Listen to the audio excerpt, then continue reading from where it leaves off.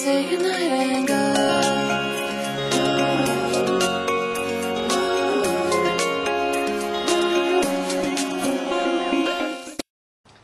Hi, this is Colin Frost of DriftHeroes.com, and today we're going to teach you the basics of wheels and tires on drift cars. Most cars that you'll start drifting with will come with a 15-inch wheel stock, or a 14-inch like the Corolla A86. But S13s will generally come with 15s. So if you look down here, you'll see that we have some aftermarket wheels that are fairly close to stock, but they run a really different tire size. Now behind me, we have the DriftHeroes.com Project Corolla that's in the works right now.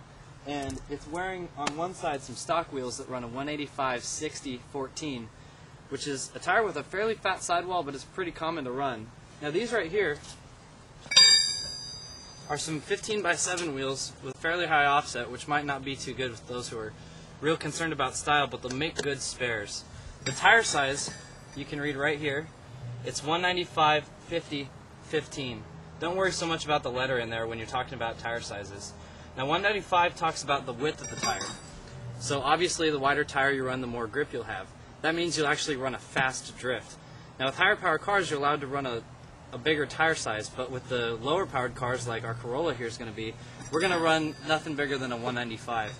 But since the car's light, we'll still be able to accelerate out of a drift. Now the second number here, after the 195, we have 50, which is the percentage of this. It's actually the sidewall. So you take 50% of 195 and you have your sidewall right here. Now a lot of people run really small sidewalls because it allows less flex on the sidewall, so you get more straight contact to the road.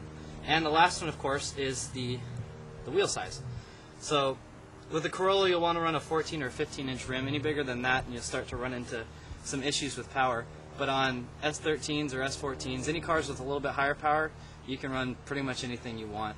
If you're running anything 250 and above, or you have an SR20 swap, you might want to run 17 or 18.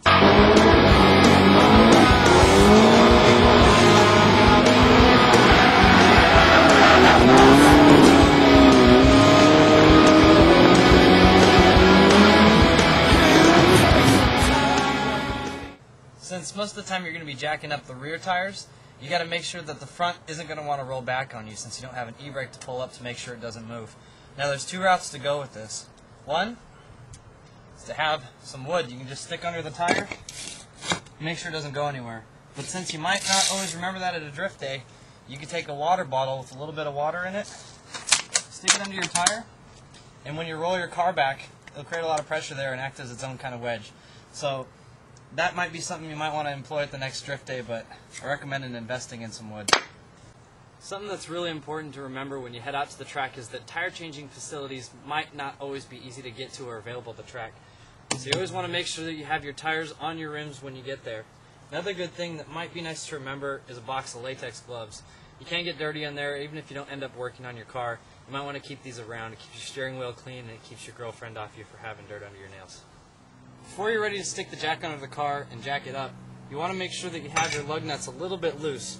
This won't cause the car to sway in any motion when you actually get it up there. So just make sure you crack them one at a time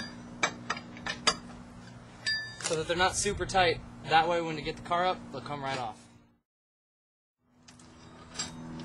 So as you start to get the lug nuts just about off the car, it might be a good idea to try and use the bottom of your legs right here to balance the tire.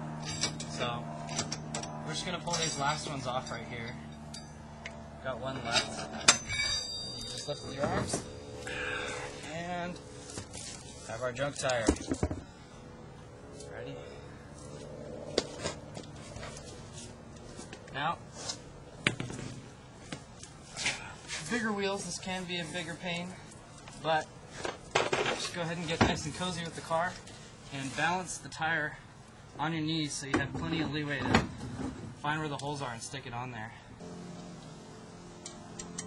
I find it quicker to just finger on the lug nuts and get them on there real loose at first, so you can just go in there with your wrench and power away at them.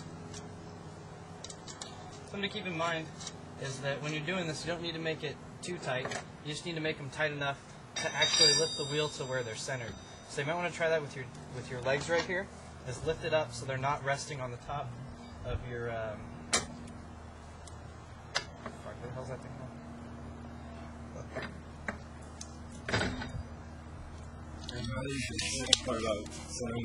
Yeah. Ah. Okay. When you start to tighten them down, they don't need to be too tight. You just need to make sure that it's flat against there. And you bring it up here and make sure that the wheel's centered, because if it's hanging down low, there'll be play when the car actually gets on the ground. So just lift it up right here and you can start to tighten them a bit. Just remember that the real tightening comes in when the car is actually on the ground. Now that the car's on solid ground, we can really tighten down the lug nuts. Something to keep in mind is that there is such a thing as too tight. So just make sure they're on there real firm, or if you have a torque wrench, go ahead and use that. You should have a tow hook on each side of your car that'll be safe to jack up from. Now this is a reason why a lot of drifters run zip ties to hold on their aftermarket body kits. It's a lot easier to clip a couple zip ties and put a couple more on after you're done than it is to actually unbolt a bumper.